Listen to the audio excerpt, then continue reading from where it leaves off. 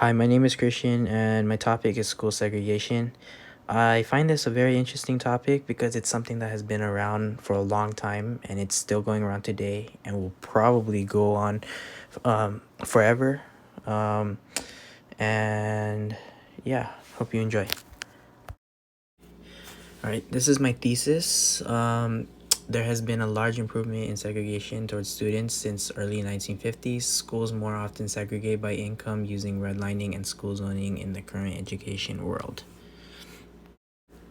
The first thing I want to touch on is what exactly is school segregation, even though you may know what it is already, but it's basically where schools divide students based off where they come from, for example, their ethnic background.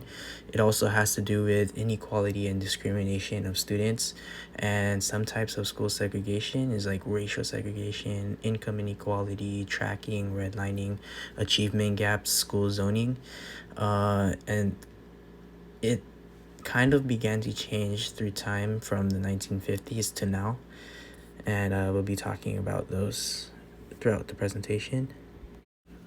Brown versus Board of Education is a very important part of this topic, in my opinion, because this decision removed racial discrimination in public schools for good. And nowadays, school segregation is aimed towards everyone and not just race. So school segregation in 1950s versus today. So in 1950s, it was racial inequality, and they would basically aim towards African Americans, or it was basically like African Americans versus whites. Um, it had black only and white only schools, and you wouldn't see them combined as much. And then today, segregation is more against income. They're more aiming towards like people who have low income. They want people who are more in the middle class, and schools are focused more on money and less of students' achievements. The next thing I want to touch on is the lack of socioeconomic diversity in Ivy Leagues. This has to do with like racial diversity, financial diversity, and even gender diversity. A few examples of diverse campuses are like Harvard and Columbia. Um, you'll find people from all over the world at these two Ivy League colleges. Harvard was actually praised for having such a diverse campus because normally you would see a bunch of white students at these high class colleges, but you'll see people from all over the world. Princeton's an example of a school that lacks diversity because they focus on a rich environment. They're not really it's a very expensive school to go to, and it's kind of and it's hard for like people who are in the lower class to get into it. Cornell University, they're known to treat African Americans poorly.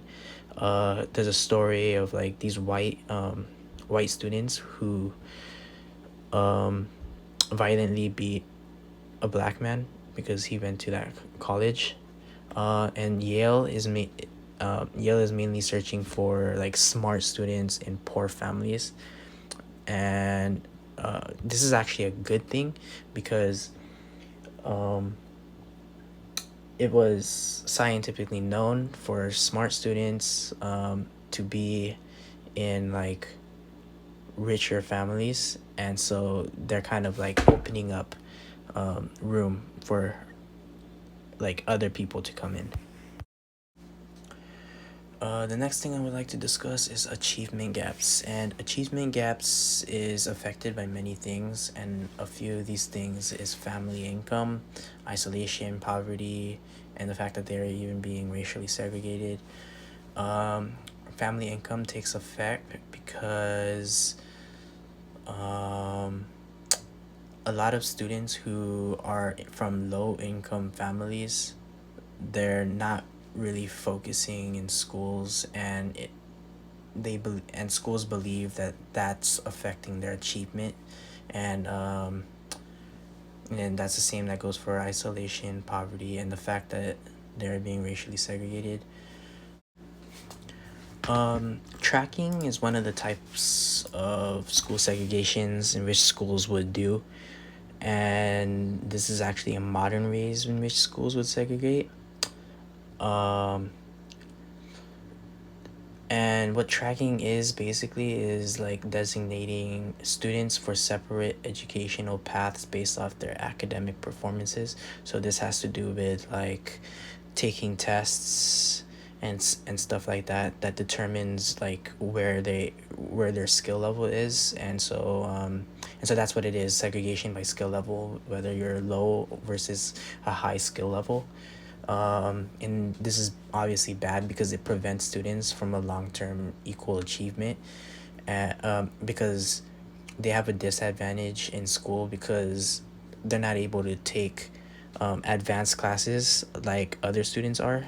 And um, and like sometimes they would even need that class to move on in life, like to move on to a college, but they won't be able to take it because then they would decline them.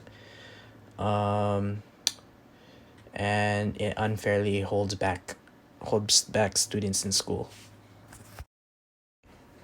Income inequality is the next school segregation, or like the next way schools would segregate, and this is actually one of the biggest ways, because this is both public schools and colleges. And this is because schools nowadays, they are looking for wealthier families because they're usually the ones that help bring them money, whether it's like resources or basic child needs.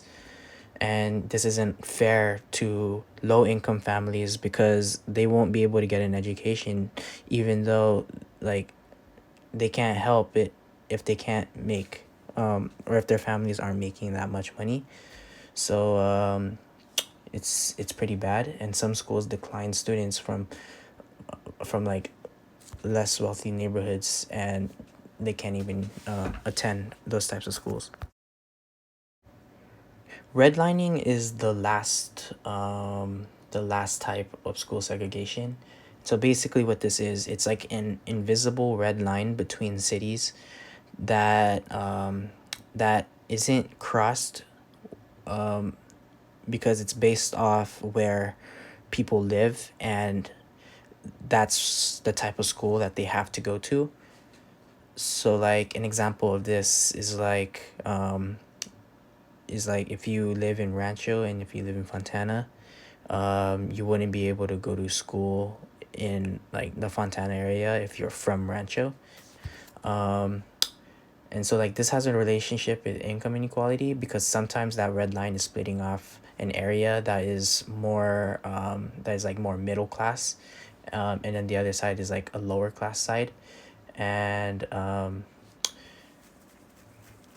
and so it forces people to live in a middle class area even though they can't afford to live there. And and if that's the case, then they won't be able to attend that type of school. This prevents families from enrolling their kids in schools outside of that red line. So yeah, that's basically what redlining is. So that technically wraps up my presentation, but in conclusion, school segregation has been around for many years and is still going on today. Some may say it has improved, and some would say it has gotten progressively worse. There are so many ways in which this is unfair to many students, and it is always between whites and blacks. It has always been that way since the beginning. It is now like aimed towards other types of people, but it's still about whites versus blacks. And however, they are continuing to fight so that schools are looking at more important information involving their actual knowledge. So that's basically my presentation. And thanks for watching.